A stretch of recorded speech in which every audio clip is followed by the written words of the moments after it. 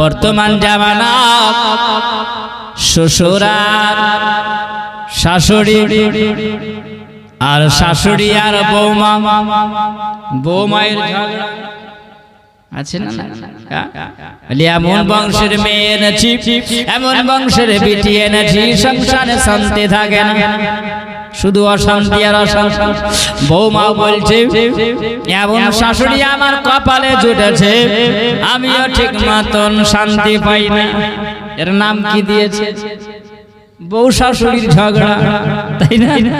জি বাবা, আমি বলবো মা গো আমার জননীরা, মা খালারা, তুমি যখন মা গো শাশুড়ি যখন তুমি হবে, তখন তোমার ঘরে যখন একটা মেয়ে আসবে, ওই মেয়েটাকে তুমি যদি মনে করে ডাকো আমার মেয়ে, আর গো মা তুমি যখন কাউরির বাড়িতে ঘরে যখন বৌমা হয়ে যাবে, তখন তুমি শাশুড়িকে ভাবে ওটা হলো আমার আম্মা।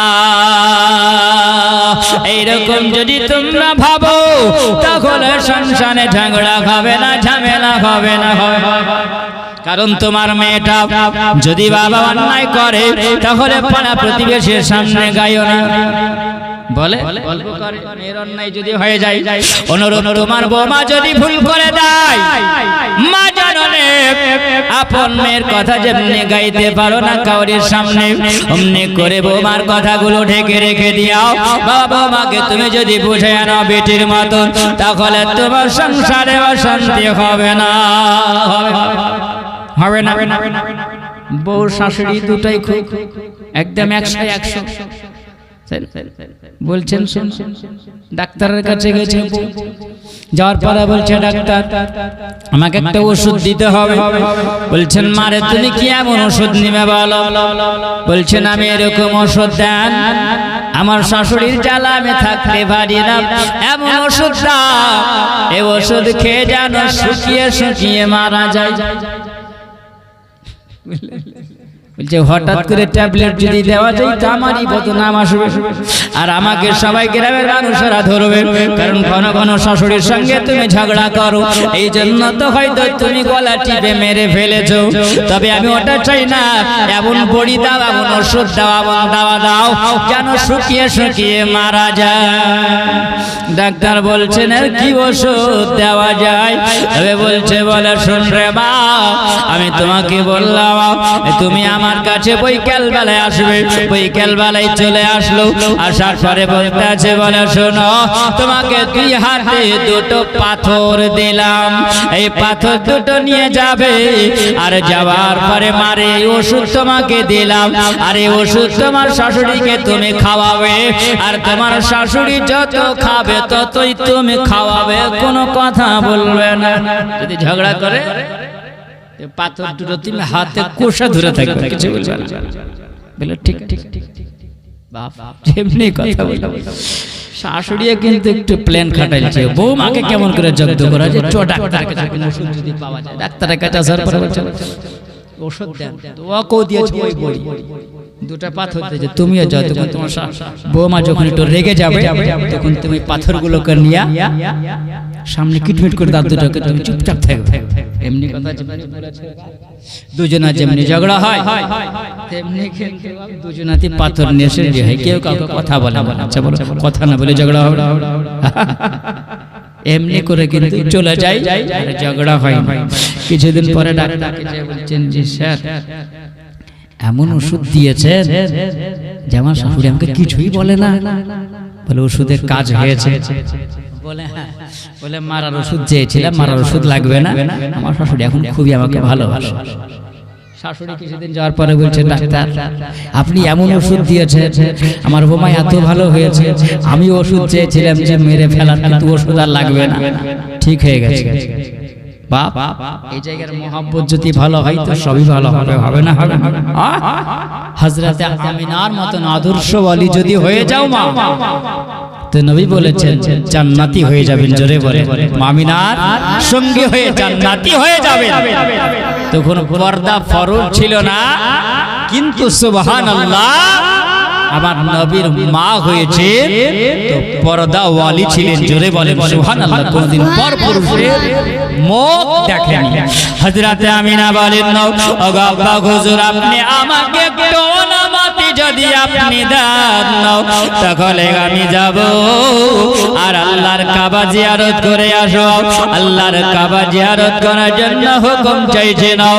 আব্বা হুজুর যখন আমিনার দিকে তাকিয়ে বলছে, নাও ওগো আমিনা, তুমি আমার কাছে অনুমতি চাও, আমি তোমার আব্বা হুজুর, আমি তোমাকে যা অনুমতি দিলাম তুমি আল্লাহর কাবা জিয়ারত করে আসো। হযরতে আমিনা এমনি করে বাবা পৃথিবীর জমিনাও হযরত আমিনা বলেন, আমি যখন কাবা জিয়ারত করতে যাই, কসম খোদার বলি গো, আল্লাহর কাবাকে জিয়ারত করতে গিয়া দেখি যেন কাবা আমাকে জিয়ারত করে। কাবা আমাকে জিয়ারত করতে আসে না, কাবার মুখ থেকে যেন আওয়াজ আসে যায়, কাবা থেকে যেন আওয়াজ আসে, ওগো আমিনা, যে আমাকে তুমি জিয়ারত করো, আল্লাহ পাক তোমার পেটে জিনাকে রেখেছে, তিনি করেন আমার কাবা। জোরে বলা যাবে না সুবহানাল্লাহ।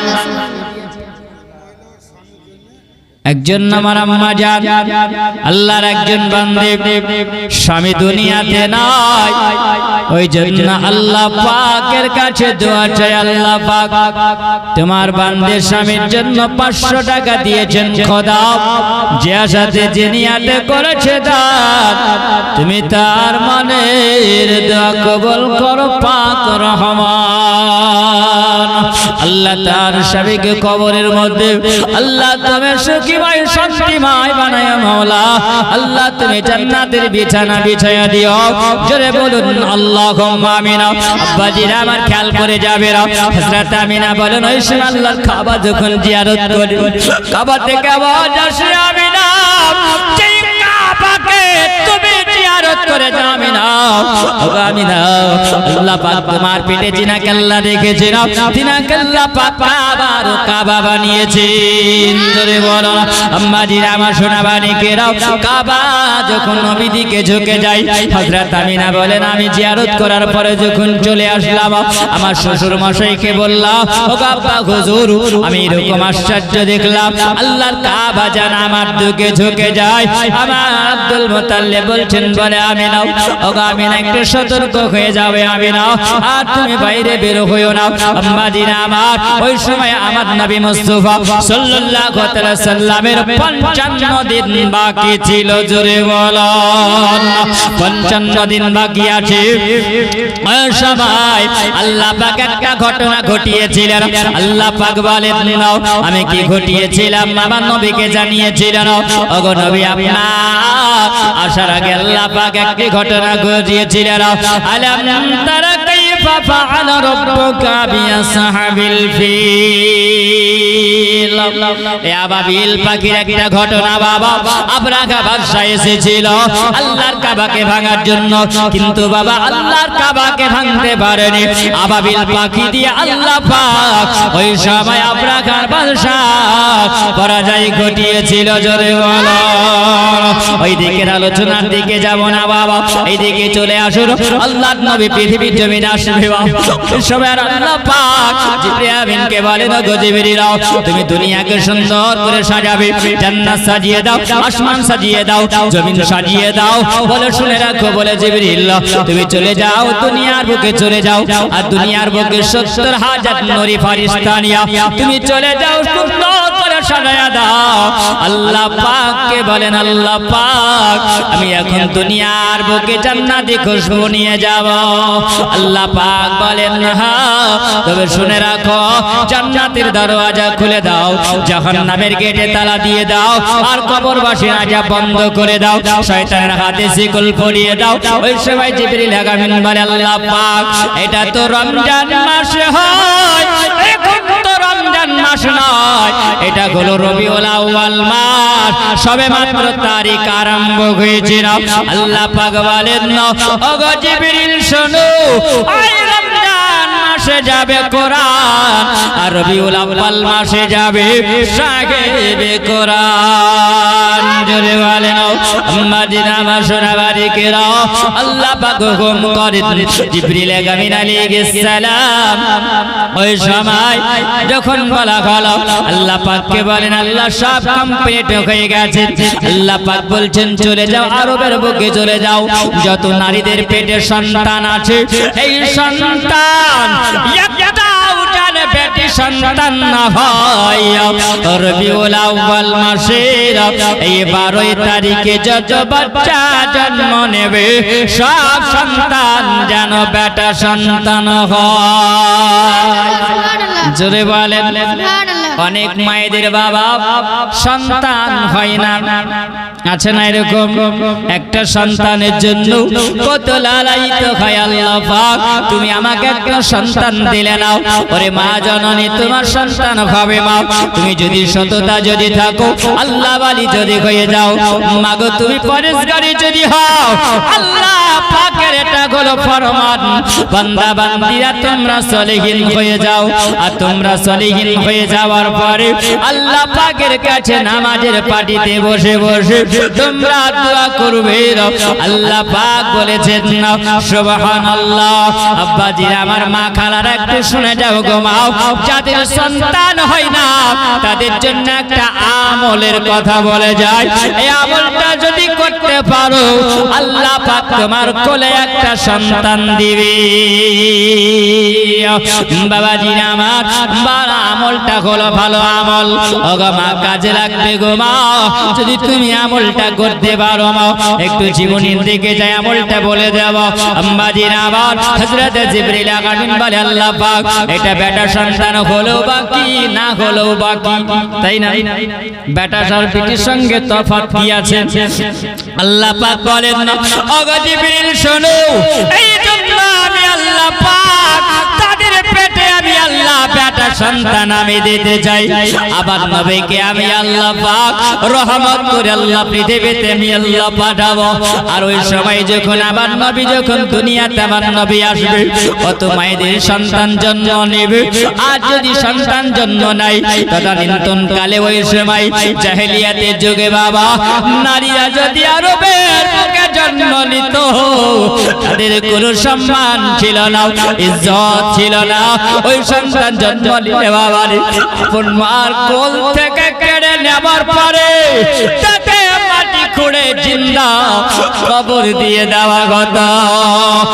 বাজিরা আমার সোনামানিকেরা, আপন মায়ের সন্তান জন্ম যদি নাই আর জন্ম নেওয়ার পরে ওই মেয়ের কোল থেকে যদি বাচ্চাটাকে নিয়ে নেওয়ার পরে একটা কবর খুঁড়ে যদি পুঁতে দেওয়া হয়, বলো মায়ের মতো আর কি যন্ত্রণা কিছু আছে? সন্তানের মতন যন্ত্রণার কিছু নাই রে বাবা। ওই সময় আমার আল্লাহ পাক বলেন মায়ের চোখ দিয়ে পানি ঝরে যাবে। ওই বান্দির চোখ দিয়ে যখন পানি ঝরবে আমার নবীকে বলবেন গো দয়ার নবী আপনি হলেন রাহমাতাল লিল আলামিন, আল্লাহ আপনাকে রহমত করে পাঠিয়েছেন। ওগো নবী আপনি যদি রহমত হবেন তাহলে আপনার জন্মের সময় ওই সময় আমার বেটি জন্ম নিয়েছিল, আমার চোখে পানি ঝরেছে। আর আমি আল্লাহ পাক জানিয়ে দেব আমার নবী যখন যাবে তখন জান্নাতের ঘর গেলে মানব আমার নবীর জন্য তারা খুশি মানাবে, আসমানের ফেরেশতারা খুশি মানাবে, জমিনের পশু পাখিরা খুশি মানাবে, সবাই আনন্দ মানাবে। জিবরিল আর ওই সময় যদি মায়ের চোখে পানি ঝরে আমার নবীকে যে আমি আল্লাহ রহমত করে পৃথিবীতে পাঠাবো। এই জন্য জিবরিল শোনো, তুমি চলে যাও ওগো জিবরিল, তুমি চলে যাবার পরে তাদের সন্তান বেটি যেন না হয়, তাদের মায়ের কোলে সব সন্তান বেটা দিয়ে দাও, জোরে বলো। এটা আল্লাহর হুকুম, আল্লাহর অর্ডারে জিবরিল আমিন আলাইহিস সালাম চলে আসছেন বাবা। আস্তে আস্তে যেন দেখা যায় ওই সময় তিনি বলেন না, একটি ঝগড়া দেখতে পাওয়া গেল। জিবরিল বলেন আল্লাহ পাক আল্লাহ তাআলা আসার সময় দেখলাম একটি ঝগড়া দেখা গেল। কিসের ঝগড়া দেখতে পাও? জিবরিল বলেন আল্লাহ পাক রাত আর দিনে যেন ঝগড়া করে, রাত আর দিনে ঝগড়া করতে আছে না। রাত বলতে আছেন আল্লাহ যেই নবীকে পাঠাবে না, যিনি হবে রহমাতাল লিল আলামিন, আল্লাহ তুমি রাতে আমার ওই নবীকে পাঠাইও, জোরে বলো না। আল্লাহ পাক নবী যেন রাতের বেলায় আসে, দিন বলে আল্লাহ পাক নবী যেন দিনের বেলায় আসে। আল্লাহ পাক এই রাতে আর দিনে ঝগড়া করে। আল্লাহ পাক বলতে আছেন গো জিবরিল তবে শোনো, তুমি চলে যাও ওই সময় রাত আর দিনকে বলে দাও আল্লাহ পাক তোমাদের দুইজনাকে আল্লাহ খুশি করবে, জোরে বলো। আল্লাহ পাক রাতে পাঠাবেন, আল্লাহ পাক দিনের বেলায় পাঠাবেন।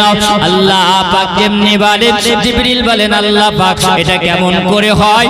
একটা নবী আর আল্লাহ তুমি দুইজনাকে খুশি মানাবে। আল্লাহ বলেন ইন্নী আ'লামু মা লা তা'লামুন।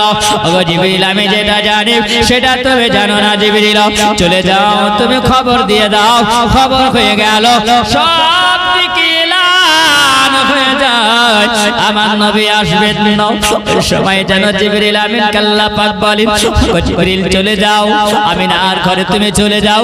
হযরত আমিনার ঘরে যখন আসলেন, হযরত আমিনা বলেন আমি বিছানায় শুয়েছিলাম, আর যেমনি বাবা শুয়ে থাকাও হযরত আমিনা বলছেন গুনগুন করে আওয়াজ শুনতে পাওয়া যায়।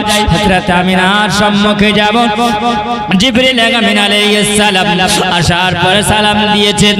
আর সালাম দেওয়ার পরে যেন একটা পেয়ালা নিয়ে এসেছে বাবা, শরবতের পেয়ালা, জোরে বলেন সুবহানাল্লাহ।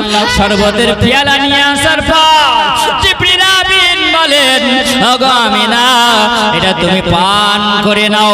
তেমনি বাবা দেওয়া হযরত আমিনা তিনি পান করে নিয়েছেন। একবার পান করে না, দুইবার পান করে না, তিনবার তিনি পান করেছেন। তেমনি বাবা পান করা হযরত আমিনাকে বলছেন আমিনা তুমি কেমন শরবত পান করলে না? হযরত আমিনা বলছেন শরবতটা হলো দুধের চাইতে হলো সাদা, আর বাবা মধুর চাইতে হলো মিঠা। আমি পান করিলাম, পানি পান করলে পরে শরবত পান করলে পরে কমে যায়। আমিনা বলছেন আমি শরবত পান করিলাম, কিন্তু যেমন কার পেয়ালা তেমনি ছিল।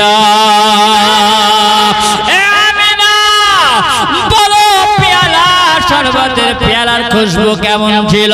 তিনি বলছেন মিশকে আম্বারের চাইতে সুন্দর ছিল।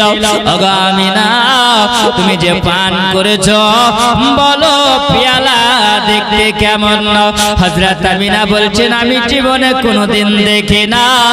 ওগো আমিনা তুমি দুনিয়ার কোনো শরবত পান করো না। ওগো আমিনা তুমি জান্নাতি শরবত পান করেছো। সুবহানাল্লাহ।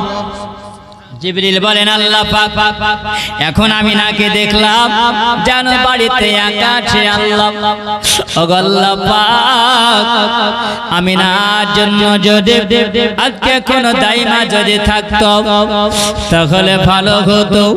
আল্লাহ পাক বলছেন ওগো জিবরিল তাকিয়ে দেখো আমিনার বাড়িতে, দেখো উম্মে আয়মানকে আমিনা বলেছেন ওরে উম্মে আয়মান চলে যাও মক্কার গলিতে গলিতে চলে যাও, আর মক্কার গলিতে যাওয়ার পরে তুমি একটা দাইমা নিয়ে আসবে আর বলে দেবে আমিনা ডেকেছে, আর ওই দাইমা যদি চলে আসে আমিনা তোমাদেরকে পুরস্কার দেবে সারা রাত্রি ধরে। বাবা ওই সময় যখন উম্মে আয়মান বলে আমি মক্কা শহরে সবার গলি গলি গেলাম, আওয়াজ দিয়ে দিলাম দরওয়াজা খোলা হলো। সবাই জিজ্ঞাসা করে উম্মে আয়মান কেন এসেছে? উম্মে আয়মান বলেন আমিনার বাড়ি তোমাদেরকে যেতে হবে, এই জন্য একটা দাইমা হতে হবে তোমাদেরকে। মাদিনা অবাক। ওই সময় উম্মে আয়মানকে বলছেন উম্মে আয়মান রে সবার ঘরে যাব কিন্তু আমিনার ঘরে যাব যাব না, এই জন্য আমিনা হলো স্বামী হারা। আমিনার ঘরে যাব না, আমিনা পুরস্কার দিতে পারবে না, আমিনা এরম দিতে পারবে না। বেঈমান বলেন আমি ঘুরে ঘুরে ঘুরে ঘুরে ঘুরলাম কিন্তু কেউ আসলো না। আল্লাহ পাক বলেন গো জিবরিল শোনো, তুমি চলে যাও, চলে যাও আসিয়ার কবরের কাছে চলে যাও, হাওয়ার কবরের কাছে চলে যাও, মারিয়ামের কবরের কাছে চলে যাও, তুমি চলে যাও হাজরার কবরের কাছে। যাবার পরে তুমি ডাক দাও, ও আল্লাহর বান্দি, ও গো জান্নাতি নারীরা, আল্লাহ পাক তোমাদেরকে ডেকেছেন, তোমরা চলে এসো বাবা। ওই সময় যখন ডাক দিয়েছিল চারজন মহিলা এসে হাজির হয়ে গেছিল।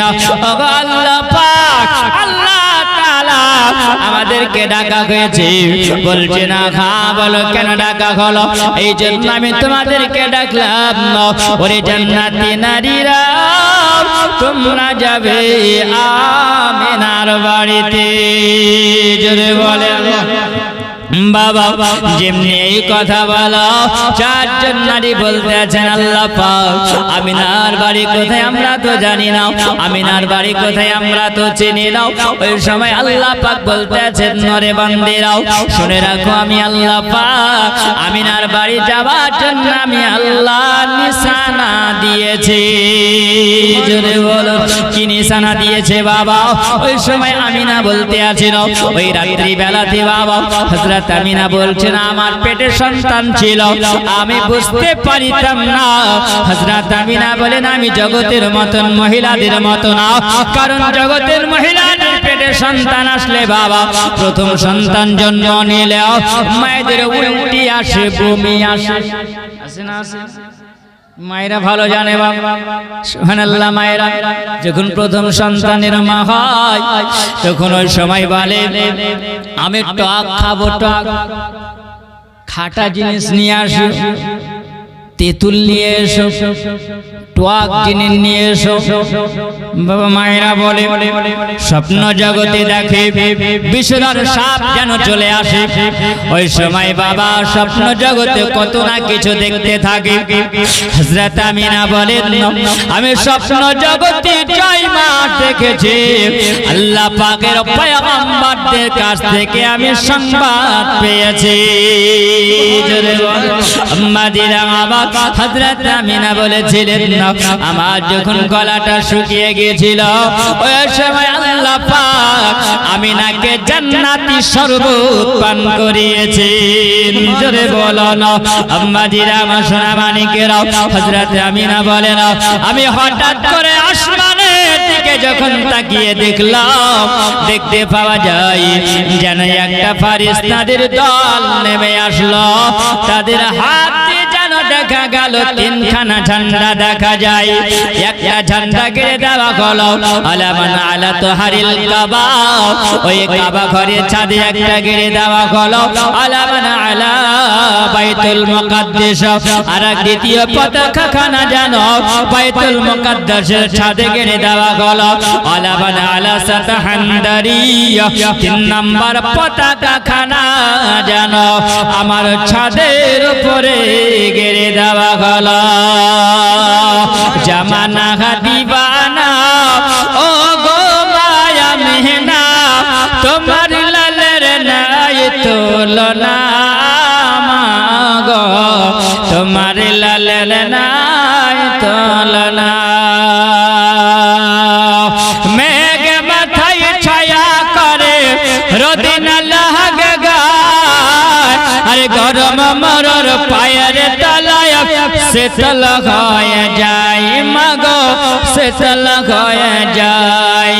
নোহরানি বদনে হাওয়া চলে শনশনে, নোরানি বদনে হাওয়া চলে শনশনে, খেজুর পাতায় হিলায় সব ডানায় মাগো, তোমার লালের নাই তুলনা। জামানা দিবানা ও গো মায়া মিনা, তোমার লালের নাই তুলনা মাগো, তোমার লালের নাই তুলনা। আল্লাহ পাক জানায়া দেয় তিনজনের হাতে তিনখান পতাকা দেখতে পায় হযরত আমিনা বলেন ওই সময় আল্লাহ পাক জানিয়ে দিয়েছেন ওরে চারজন মহিলা জান্নাতি নারী তোরা শুনে রাখ আল্লাহ পাক আমি নিশানা দিয়েছি তোরা চলে যাবে ওই সবাই চারজন জান্নাতি নারী যখন রেডি হয়ে যাবে না বাড়ি আসবে আল্লাহ পাক বলছেন ওরে নারীরা দাঁড়িয়ে যাও ওগো জান্নাতি নারীরা তোমরা দাঁড়িয়ে যাও ওই সময় দাঁড়িয়ে গেল আল্লাহ পাক বলছেন তবে শুনে নাও আমার আমিনা যদি তোরাকে জিজ্ঞাসা করে তাহলে তোরা কি বলবি বল সবাই বলতে আছেন আল্লাহ পাক আমিনা যদি জিজ্ঞাসা করে আমাদেরকে তোমরা কে তোমরা কারা আমরা তখন একে একে বলতে থাকব চিনলে না গো আমিনা বেবে চিনলে না গো আহাবাকে আদম না হবে বেবে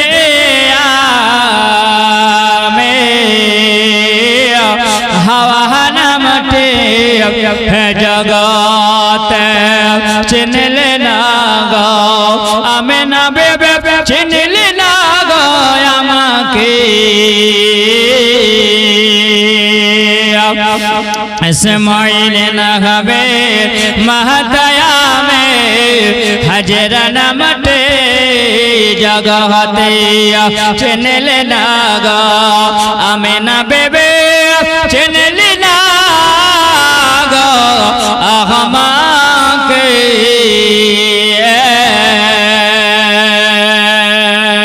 ফেরাউন বেবে আমে আসিয়া নামতে জগতে চার নম্বর আল্লাহর বান্দি বলছেন চিনলে না গো আমিনা বেবে চিনলে না গো আমাকে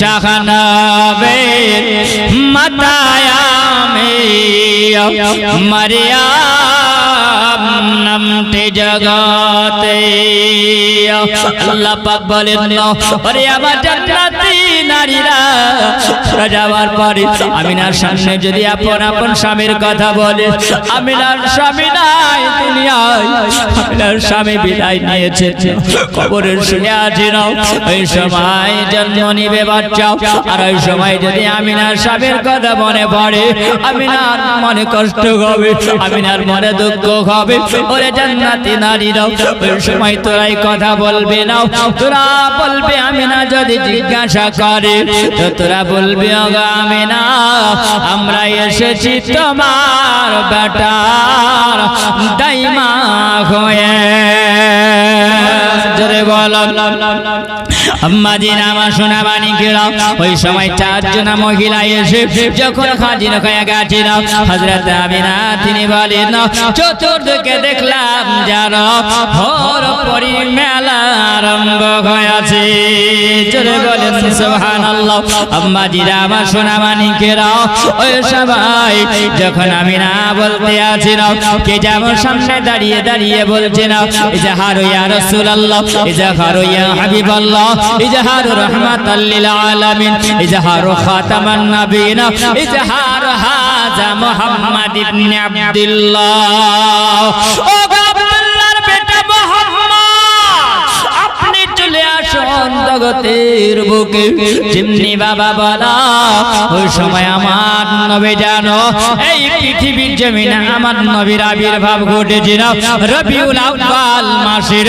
12 তারিখে শবে সাদকের সময় আজ ভোরে তাজ ভোরে এলো সে রাসূল হয়নি হবে না এ রাসূল আজ ভোরে তাজ ভোরে এলো সে রাসূল আজ ভোরে তাজ ভোরে এলো সে রাসূল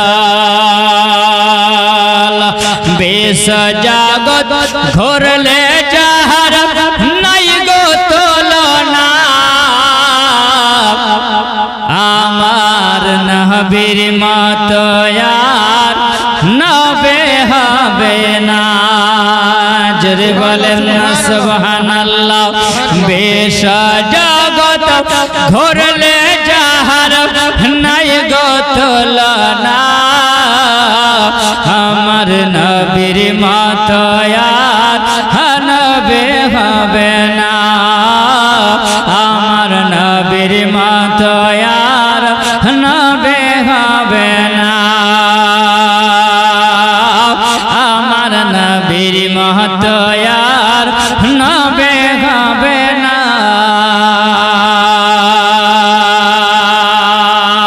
বিশ জগৎ ঘুরলে যাহা নাই গো তুলনা, আমার নবীর মতো আর নবে হবে না। হাসছে আকাশ খেলছে বাতাস নূর নবীর আগমনে, পশু পাখি গান গায় নূর নবীর শানে। জোরে বলেন খেলছে আকাশ হাসছে বাতাস আমার নবীর আগমনে, পশু পাখি গান গায় আমার নবীর শানে, আমার নবীর শানে। আরে শুভ শাম তারা গায়, শুভ শাম তারা গায় আমার আল্লাহ পাকের,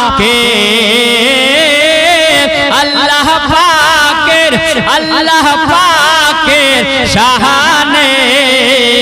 শুভ শাম, শুভ শাম তারা গায় নবীর গান। বিশ জগৎ ঘুরলে জাগাত, বিশ জগৎ ঘুরলে জাহার নাই গো তুলনা, আমার নবীর মতো আর নবী হবে না, আমার মতো নবী আর নবী হবে না।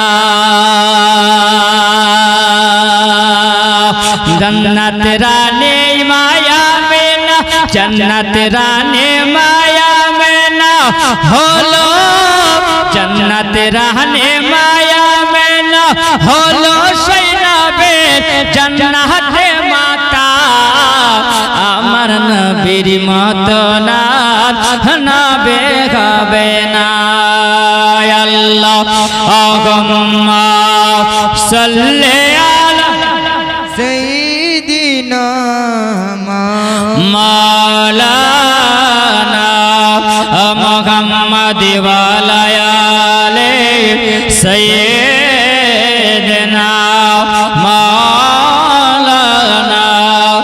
محمد وعلى آله سيدنا مولانا محمد صلى على محمدين صلى على محمد हरदम जावा सैन कला पाक नबी محمد हरदम जावा सैन कला शफियाना मोहम्मद सल्लल्लाहु ताआला अलैहि ওয়াসাল্লাম। মাজিরা বাশরাবানি কেরাও, আমার নবী যখন পৃথিবীতে আসলেন, আসার পরে আমার নবী জানো সিজদা হালাতে এসেছেন। জোরে বলেন আমার নবী সিজদা হালাতে আসার পরে কেঁদেছেন, ইয়া রাব্বি হাবলি উম্মতি, ইয়া রাব্বি হাবলি উম্মতি, আল্লাহ পাক আমার গুনাহগার উম্মতিকে ক্ষমা করে দাও। জোরে বলুন আমাদের আমার সোনাবানি কেরাও। ওই সময় আমার নবী যখন এসেছে, হঠাৎ করে আমি না বলে না, আমি যেন দেখলাম আমার পেট থেকে যেন একটা নূর বের হয়ে আছে। খাদিজা খারাম নূর, আমি না বলো তোমার পেট থেকে কি বের হয়েছে নাও আমিনা বলছেন ওরে জগৎবাসীরা শুনে রাখো আমার পেট থেকে যেন একটা নূরের আলো বের হয়েছে হযরত আমিনা বলেন ওই নূর যখন আসলো আমি দেখলাম সেজদা হালাতে দেখা গেল কিছুক্ষণ পর যেন আর দেখতে পাওয়া যায় না কিছুক্ষণের মতন যেন আমার নবী যেন গায়েব হয়ে গেছেন আল্লাহ নবীকে দেখতে পাওয়া যায় না আবার বাবা যেন চলে এসেছেন আমার নবী যখন বড় হয়েছিলেন জিজ্ঞাসা করা হয়েছিল ইয়া রাসূলুল্লাহ নবী গো আপনার আম্মা বলেছিলেন কিছুক্ষণের জন্য আপনাকে গায়েব করা হয়েছিল আবার নবী বলেছিলেন সাহাবীরা তোমরা শুনে রাখো আল্লাহ পাক আমাকে জন্য গায়েব করে দিয়েছিলেন ওগো জগৎবাসীরা আল্লাহ পাক ওই অল্প সময়ের মধ্যে আল্লাহ আমাকে সারা দুনিয়া আল্লাহ ঘুরিয়েছে এই জন্য সারা জগতের খবর আমার নবী সব বলে দিতে পারে আমাদের আমার সোনা মানিকেরা ওই সময় বাবা খবর হয়ে গেল আবু লাহাবের একটা বাঁধি ছিল যার নাম হলো সুয়াইবিয়া আমার নবী যখন খবর পাওয়ার পরে এই সুয়াইবিয়া খবর দিতে গেছে নাও আপন মনিবকে খবর দিতে গেছে নাও দরওয়াজার সামনে আসার পরে আবার দিয়ে দেয় আবু লাহাব বলছেন কি ব্যাপার আমি তো রাত্রি অনেক করে ঘুমাই আর এখন আমার দরওয়াজার সামনে এত সকাল সকাল কি আমাকে আবার দিয়েছেন তলোয়ার খানা নিয়ে বের হয়েছে কারণ ঘুমে ডিস্টার্ব হয়েছে তার কারণে বাবা ওই সময় আবু লাহাব দরওয়াজা খোলা দেখতে আছেন যেন তার বাঁধি দাঁড়িয়ে আছে নাও তলোয়ার খানা যেমনি বাবা বের করা তিনি হাত জোড় করে বলছেন না আমার মনে আপনাকে বলি শুনুন আপনি আমাকে কতল করার আগে